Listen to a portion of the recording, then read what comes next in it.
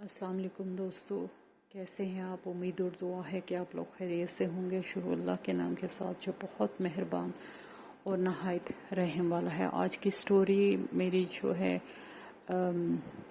Reddit से मैंने उठाई है और उर्दू ट्रांसलेशन के साथ आपकी खिदमत में पेश कर रही हूँ। ये सेंट्रल वर्जीनिया की स्टोरी है जो दो बच्चियों के मिसिंग होने की स्टोरी है। जिन्होंने शेयर की है वो बताती हैं कि हमारा घर जो है सेंट्रल वर्जीनिया में था और कंट्री साइड में था। बहुत ज़्यादा डेंस फॉरेस्ट, वुड्स और आगे पीछे पानी और इस तरह के बेशुमार जो है हमारे घर के सराउंडेड था इन चीज़ों से। तो हम लोग उधर ही पैदा हुए थे और हमें हर वक्त खेलने कूदने की आदत थी। जंगल में चले जाना, जैसे कोई ट्रेल्स होते थे, हर ट्रेल के ज़रिए जंगल में जाना, वहाँ खेलना, दिन गुजारना। तो वो बताती हैं, वो बच्ची बताती हैं कि जो कि अबाउट 11 इयर्स 10-11 के दरमियान है। वो बताती हैं कि हमारा सारा टाइम उधर गुजरता था। मैं और मेरी दोस्त सारा दिन उन जंगलों के खाक छानते रहते थे।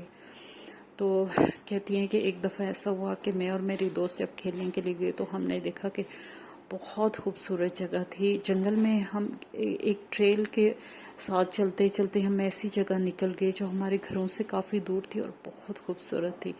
वहाँ बहुत शफाफ पानी था और बिल्कुल नीट, उसके अंदर कोई किसी किस्म की झाड़ियाँ इस तरह की चीज़ें नहीं थी और वो स्विमिंग करने के लिए बेस्ट जगह थी। उसके जो किनारे थे वो भी बहुत कंफर्टेबल और अच्छे थे। वहाँ पे करीब करीब कोई झाड़ी नहीं थी और आप इजीली टायर्ड होने के बाद वहाँ रेस्ट कर सकते थे। तो हमें वो जगह बहुत अच्छी लगी।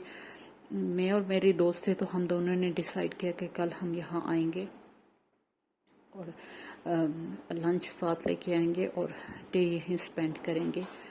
चूँकि हमारी आदत थी घर से बाहर रहने की, मेरी स्पेशली जो स्टोरी बयान कर रही हैं वो बताती हैं कि मेरी आदत थी, इसलिए मेरे माँ बाप को इतनी वरी नहीं होती थी। वो ऑफन मैं मगरिब के बाद भी खेलती थी और रात के वक्त घर जाती थी।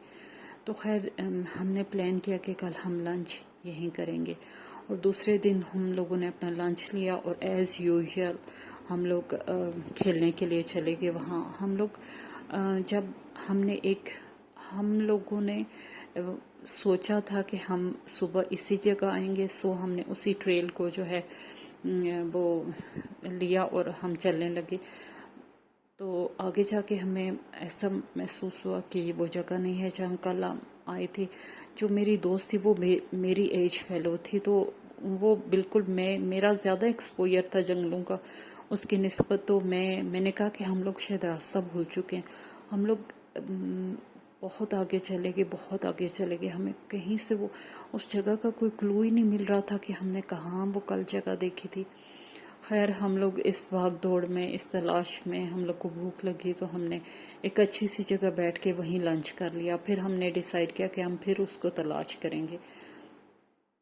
जंगल भी हर तरफ से फैला हुआ था और हम कहीं से कहीं निकलते चले गए, यहाँ तक कि ज़ोहर का टाइम ख़त्म हो गया और असर शुरू होने वाली हो गई। यानी कि 5 बजे का, 4:30-5 बजे का टाइम हो गया। तो मेरी दोस्त बहुत घबरा गई। वो कहती है कि हमें अब वापस चलना चाहिए, हमें तो वापसी का रास्ता भी नहीं पता, हम कहाँ निकल आए, हम कहाँ जाएंगे। तो हम लोग इधर उधर तलाश कर रहे थे तो हमें झाड़ियों में कोई अजीब सी चीज़ नज़र आई।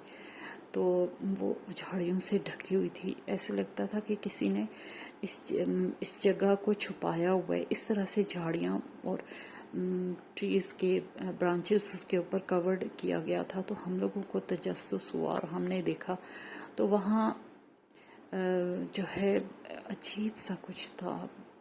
बोला जाने वो कोई कंस्ट्रक्टेड चीज़ थी, लेकिन जैसे एक सतून टाइप का होता है।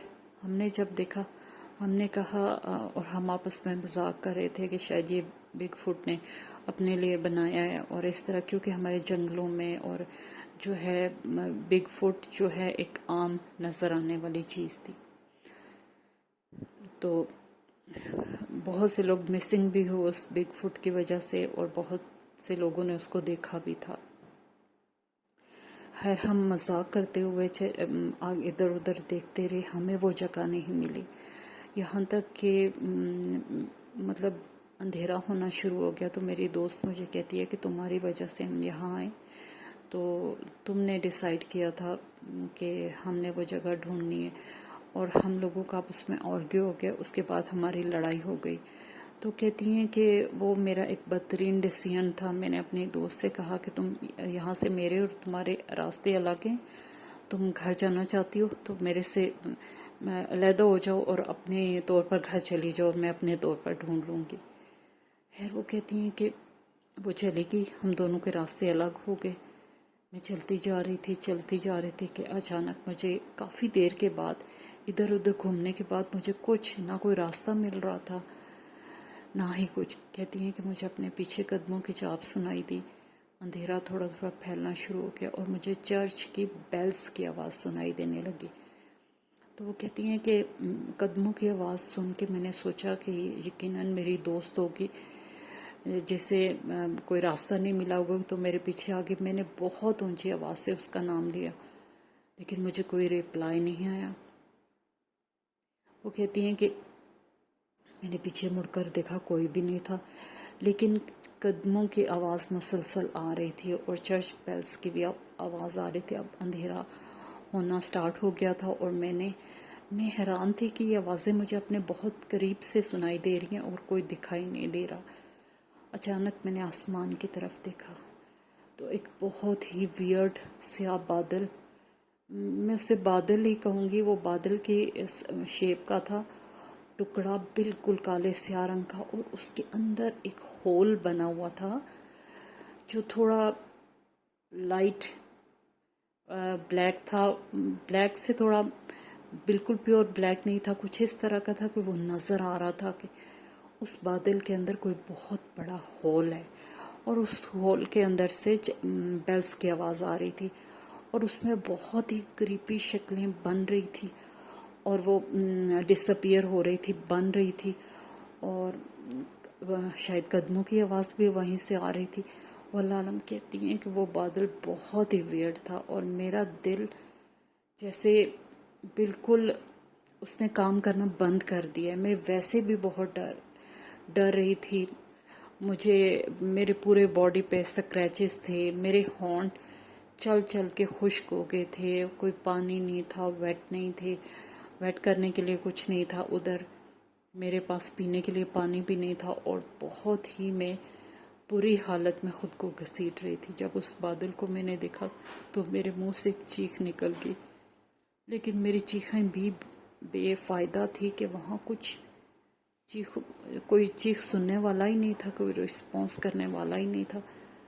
میں بہت ڈری ہوئی تھی اور میں دل میں رو رہی تھی، اور میں اپنے گاڈ سے دعا کر رہی تھی کہ یا اللہ مجھے کوئی ہیلپ مل جائے۔ تو کہتی ہیں کہ اچانک میں نے دیکھا کہ وہ چیز جو ہم نے جنگل میں دن کے حصے میں دیکھی تھی، وہ مسٹیریس سی چیز جو کورڈ تھی، وہ چلتی ہوئی آ رہی تھی۔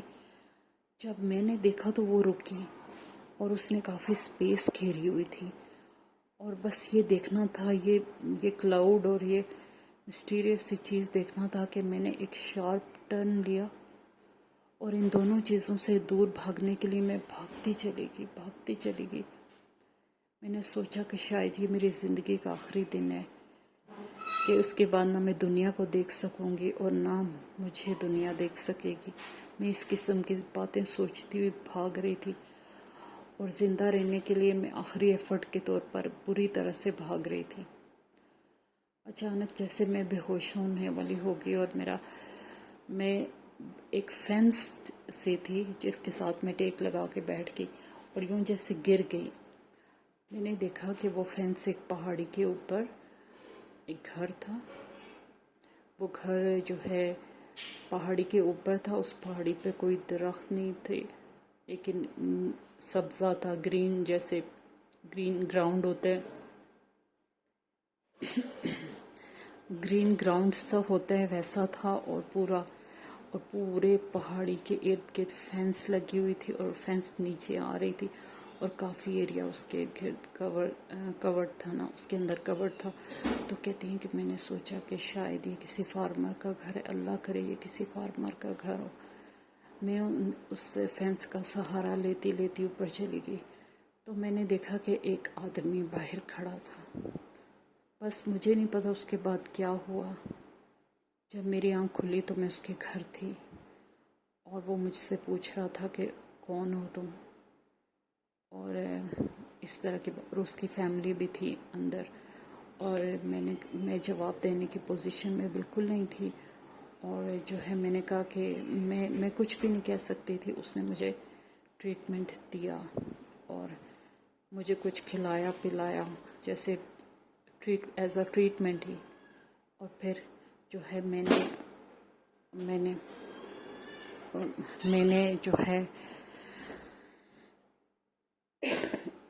نے اس کو ٹریٹمنٹ کے بعد میری حالت تھوڑی سنبھلی تو میں نے اسے بتایا کہ میں یہاں کی رہنے والی ہوں.